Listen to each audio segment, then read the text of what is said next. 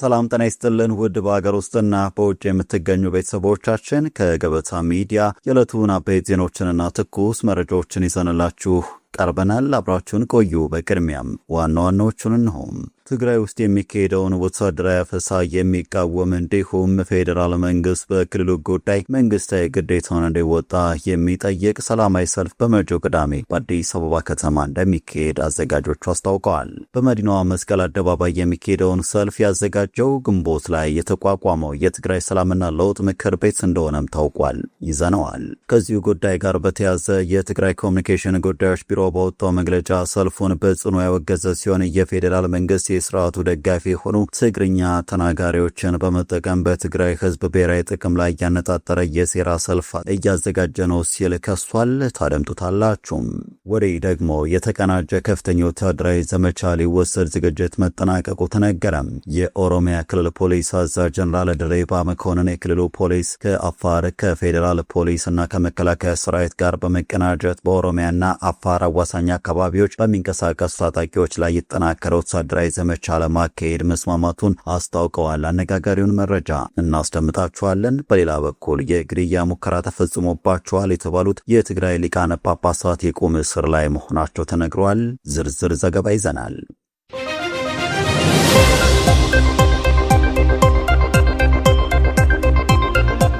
ቻናሉ ሰብስክራይብ፣ ቪዲዮ ላይክ በማድረግ እስከ ፍጻሜ አብራችሁን እንድትቆዩን በአክብሮት እንጠይቃለን። ወደ ቀዳሚ ጉዳያችን እንሻገራለን። ህወሓት ሰሜን እዝን ሲመታ ወታደራዊ አዛዥ የነበሩት የአሁኑ የኦሮሚያ ክልል ፖሊስ አዛዥ ጀነራል ድሬባ መኮንን የክልሉ ፖሊስ ከአፋር ከፌዴራል ፖሊስና ከመከላከያ ሰራዊት ጋር በማቀናጀት በኦሮሚያና አፋር አዋሳኝ አካባቢዎች በሚንቀሳቀሱ ታጣቂዎች ላይ የተጠናከረ ወታደራዊ ዘመቻ ለማካሄድ መስማማቱን አስታወቁም።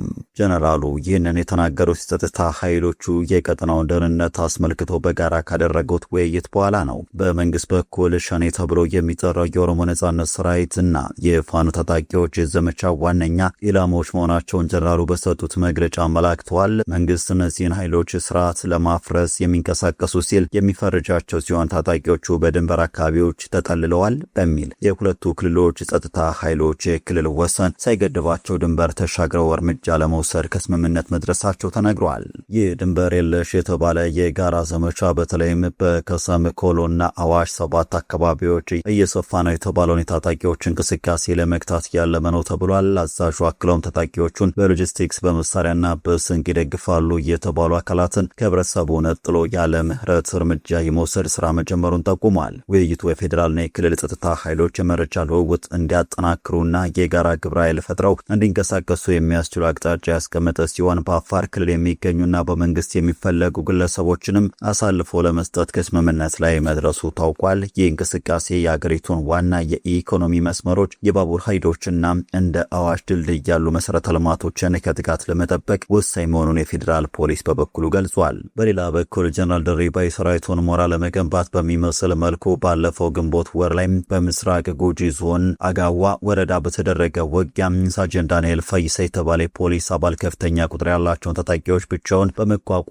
ህይወቱ ማለፉን በማንሳት ለዚህም የአንደኛ ደረጃ ጀግንነት ሜዳሊያና የደረጃ እድገት እንደተሰጠው አስታውሰዋል። ይሁን እንጂ የጸጥታ ኃይሎቹ ያቀዱት ይህ አይነቱ ድንበር ዘለልና የተጠናከረ ወታደራዊ ዘመቻ ቀድሞውንም በግጭት የተጎዳውን የቀጠናውን ማህበረሰብ ይበልጥ ወደ ከፋ ቀውስ እንዳያስገባው ስጋት አለ።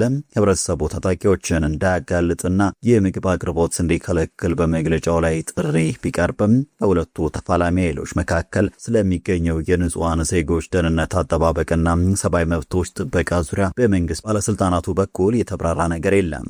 በቀጣይ መረጃችን ትግራይ ውስጥ የሚካሄደውን ወታደራዊ አፈሳ የሚቃወም እንዲሁም የፌዴራል መንግስት በክልሉ ጉዳይ መንግስታዊ ግዴታውን እንዲወጣ የሚጠይቅ ሰላማዊ ሰልፍ በመጪው ቅዳሜ በአዲስ አበባ ከተማ እንደሚካሄድ አዘጋጆቹ አስታወቁም። በመዲናዋ መስቀል አደባባይ የሚካሄደውን ሰልፍ ያዘጋጀው ግንቦት ላይ የተቋቋመው የትግራይ ሰላምና ለውጥ ምክር ቤት እንደሆነ የሚዲያና ህዝብ ግንኙነት አስተባባሪው ከበደ አሰፋ ለቢቢሲ ተናግረዋል። ከሁለት ወር በፊት በአዲስ አበባ ከተማ የተመሰረተው ይህ ምክር ቤት በትግራይ ክልላዊ መንግስት ለውጥ ለማምጣት እንደሚሰራና የሽግግር ሂደቶች ለማመቻቸት እንደሚንቀሳቀስም ይገልጻል። ምክር ቤቱ በውስጡ ከህዝባዊ ወያኔ ሓርነት ትግራይ ህወሓት የተለዩና የተቃረኑ ፖለቲከኞች እንዲሁም የትግራይ ፖለቲካ ፓርቲዎችንም ይዟል። በምክር ቤቱ ስር የተቋቋመው ኮሚቴዎችን የሚመሩ ጀነራል ጻድቃን ገብረትንሳኤም ናቸው። በጠቅላይ ሚኒስትር ዶክተር አብይ አህመድ የምስራቅ አፍሪካ ጉዳዮች አማካሪ ጌታቸው ረዳ የሚመራው ዲሞክራሲያዊ ስምረት ትግራይ ፓርቲ ስምረት ከምክር ቤቱ አባላት አንዱ ናቸው። ከህወሓት በተለዩ አመራሮች የተመሰረተው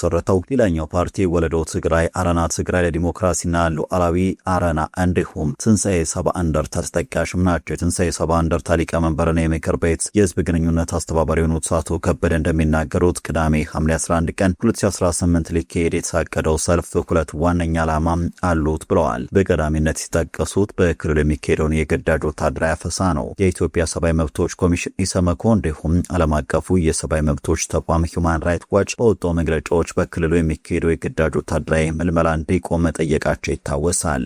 ከዚሁ ጉዳይ ጋር በተያያዘ የትግራይ ኮሚኒኬሽን ጉዳዮች ቢሮ በወጣው መግለጫ ሰልፉን በጽኑ ያወገዘ ሲሆን የፌዴራል መንግስት የስርዓቱ ደጋፊ የሆኑ ትግርኛ ተናጋሪዎችን በመጠቀም በትግራይ ህዝብ ብሔራዊ ጥቅም ላይ ያነጣጠረ የሴራ ሰልፍ እያዘጋጀ ነው ሲል ከሷል። ቢሮው አክሎም የጠቅላይ ሚኒስትር ዶክተር አብይ አህመድ መንግስት በትግራይ ላይ አዲስ ጦርነት ለመክፈት ጦሩን እያሰማራና የድሮን ጥቃቶችን እየፈጸመ ነው፣ በትግራይ ህዝብ ላይ መጠነ ሰፊ የስም ማጥፋት ዘመቻ እያካሄደ ይገኛል ሲል የከረረ ክስም ሰንዝሯል። በሌላ በኩል የትግራይ የሰላምና ለውጥ ምክር ቤት የተሰኘው የሰልፉ አዘጋጅ አካል በመንግስት መገናኛ ብዙሃን በኩል ባስተላለፈው ጥሪ ሰልፉ የግዳጅ ውትድርና ይቁም፣ ሰላም ይንገስ በሚል መሪ ቃል እንደሚካሄድም ገልጿል። ምክር ቤቱ በትግራይ ክልል ያለውን አስከፊ ሰብአዊ፣ ኢኮኖሚያዊና የጸጥታ ቀውስ አስመልክቶ የዓለም አቀፉ ማህበረሰብ እና የፌዴራል መንግስት ኃላፊነታቸውን እንዲወጡ ለመጠየቅ ሰልፉ መዘጋጀቱን አስታውቋል። በተለይም በክልሉ ወጣቶች ላይ እየተፈጸመ ነው ያለውን የግዳጅ ውትድርናና ማዋከብ እንዲቆም፣ የፕሪቶሪያው የሰላም ስምምነት ሙሉ ለሙሉ እንዲተገበር ለመጠየቅ በአዲስ አበባና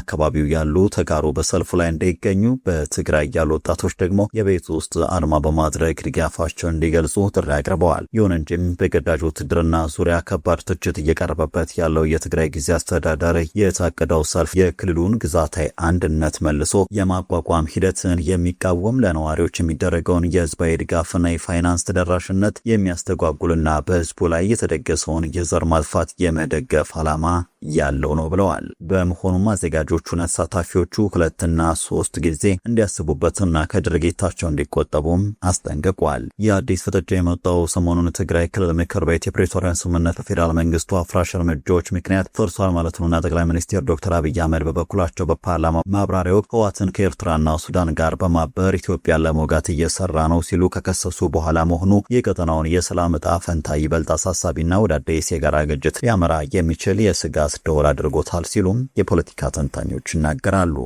በቀጣይ መረጃችን በአክሱም ከተማ የግድያ ሙከራ እንደተፈጸመባቸው የተነገረው 2 ሊቃነ ጳጳሳት የቁም እስር ላይ እንደሚገኙ የቅርብ ሰዎች ለቢቢሲ ተናገሩ። ከኢትዮጵያ ኦርቶዶክስ ተዋሕዶ ቤተክርስቲያን በተነጠሉ አባቶች የተቋቋመው የመንበረ ሰላማ ከሳቴ ብርሃን ላዕላይ ቤተ ክህነት 2 ሊቃነ ጳጳሳት በጸጥታ አካላት ጥበቃ ስር የሆኑት ከቅዳሜ ሐምሌ 4 ቀን 2018 ጀምሮ እንደሆነ ተነግሯል። ቢቢሲ በጉዳዩ ላይ ከክልሉ ማዕከላዊ ትግራይ ዞን ዋና አስተዳዳሪ ሺሻይ ግርማይና የአክሱም ከተማ የሰላምና ደህንነት ቢሮ ኃላፊ ቴዎድሮስ በየነ አስተያየት ለማግኘት ያደረገው ጥረት ግን ሳይሳካ ቀርቷል። ቤተ ክህነቱ ባለፈው ሳምንት ረቡዕ ዕለት በወጣው መግለጫ ብፁዕ አቡነ ናትናኤልና ብፁዕ አቡነ አረጋዊ በተባሉት አባቶች መኖሪያ ቤት ላይ ተኩስ መክፈቱን ገልጾ ነበር። ድርጊቱንም የግድያ ሙከራ ሲል ገልጾታል።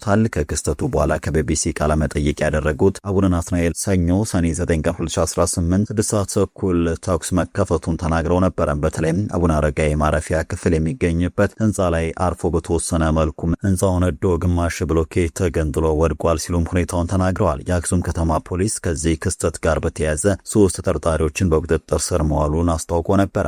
የከተማ የወንጀል ምርመራ ኃላፊ አሰፋ ገብረ ማርያም በተደረገው ማጣራት ድርጊቱ በሊቃነ ጳጳሳቱ መኖሪያ ቤት ጥበቃ እንደተፈጸመ መረጋገጡ እንደተናገሩ ትግራይ ቴሌቪዥን ዘግቧል። በመጨረሻም የአዲስ አበባ ንግድ ቢሮ አደረግኩት ባለው ዓመታዊ የሜትር ምርመራ ከተፈተሹት 133 የነዳጅ ማደያዎች መካከል በ91 ላይ የልኬት ማጭበርበር መገኘቱን አስታወቀ። በከተማ የነዳጅ ንግድ ዘርፍ ውስጥ ያለው ስርቆትና ህገወጥነት ምን ያህል ስር የሰደደና ስልታዊ መሆኑን ይፋ አድርጓል። የአስደንጋጭ አሃዝ ማለትም ከተገመቱት ማደያዎች ውስጥ በ68 በመቶ በላይ የሚሆኑ ሸማቹን ሲዘርፉ መገኘታቸው በህዝብ ዕለታዊ ኑሮና ኢኮኖሚ ላይ የሚፈጸመውን መጠነ ሰፊ ክህደት በግልጽ የሚያሳይ ነው። ቢሮ በመጨረሻም ወሰድኩት ባለው አስተዳደራዊ ህጋዊ እርምጃ መሰረት 3 ማደያዎች ከፍተኛ መጠን አጉድለው በመገኘታቸው የወንጀል ክስ የተመሰረተባቸው ሲሆን ሌሎች 3 ማደያዎች ደግሞ ከነዳጅ ስስር እንዲታገዱ ተደርጓል። ይሁን እንጂ በግልጽ የስርቆት ወንጀል በተገኘባቸው ቀሪዎቹ 85 ማደያዎች ላይ የጽሁፍ ማስጠንቀቂያ ብቻ ተሰጥቶ ማለፉ የተቋሙን ጠንካራ የህግ አስከባሪነት ሚና ጥያቄ ምልክት ውስጥ የሚጥል የብዙዎችን ነቀፌታም የሳበ ሆኗል። የኢኮኖሚና የህግ ተንታኞችም እንዲህ ባለው ስልታዊ ዝርፊያ ላይ የተሰማሩ ነጋዴዎችን ስግብግብነት ለመግታት ማስጠንቀቂያ መስጠት ፍጹም በቂ አይደለም። ይህ አይነቱ ርኅራኄ የታየበት እርምጃ ሌሎችንም ህገወጥ አሰራር እንዲቀጥሉ የሚያበረታታ እንጂ አስተማሪ ሊሆን አይችልም። በተጨማሪም ቁጥጥሩ ዓመታዊ ብቻ መሆኑ ራሱ ሌላው ትልቁ ተቋማዊ ክፍተት ነው ብለዋል። ማደያዎች ምርመራ የሚደረግበትን ወቅት ጠብቀው ሜትራቸውን ሊያስተካክሉ የሚችሉ በመሆኑ የንግድ ቢሮ ከባህላዊ ዓመታዊ ፍተሻ ወጥቶ ያልጠበቁ ድንገተኛ ፍተሻዎችን ካላደረገና በቴክኖሎጂ የተደገፈ የረቀቅ ቁጥጥር ስርዓት ካልዘረጋ በስተቀር የሸማቹን ኪስ መታደግ አይችልም ብለዋል። ይህ በነዳጅ ልኬት ላይ የሚደረግ ማጭበርበር በአሁኑ ወቅት በዋና ከተማዋ ካለው ከፍተኛ የኑሮ ውድነት፣ የዋጋ ንረትና የትራንስፖርት እጥረት ጋር ተዳምሮ በዝቅተኛው ማህበረሰብ ላይ የሚፈጥረው ጫና እጅግ የከፋ ነው። ታክሲዎችና የህዝብ ትራንስፖርት ሰጪዎች በሚያጭበረብሩ ማደያዎች ምክንያት የሚደርስባቸውን የግዳጅ ጉድለትና ኪሳራ በተዘዋዋሪ መንገድ በትራንስፖርት ታሪፍ ጭማሪ መልክ ወደ ተሳፋሪው ህዝብ የሚያስተላልፉት በመሆኑም የዚህ ሌብነት ቀጥተኛ ሰለባ የሚሆነው ተራው ዜጋ ነው። የነዳጅ መቅጃ ልኬትን ማዛባት ከ3 እስከ 7 ዓመት በሚደርስ ጽኑ እስራትና እስከ 500 ሺህ ብር የገንዘብ መቀጮ የሚያስቀጣ ከባድ ወንጀል መሆኑን ቢሮ ቢያስታውቅም ህጉ በወረቀት ላይ ብቻ ሳይሆን ሜዳ ላይ ባሉ ስግብግብ ነጋዴዎች ላይ ያለ ምህረት ተግባራዊ ሊሆን ይገባል። የመንግስት ዋነኛ ኃላፊነት የህዝብን መብትና ንብረት መጠበቅ በመሆኑ በነዳጅ ማደያዎች ላይ የሚደረገው ቁጥጥር ተጠናክሮ መቀጠልና ለዘራፊዎች የማይበገር ጥብቅ የህግ ስርዓት መዘርጋት እንዳለበት የወቅቱ አንኳር ማህበራዊ ጥያቄም ሆኗል።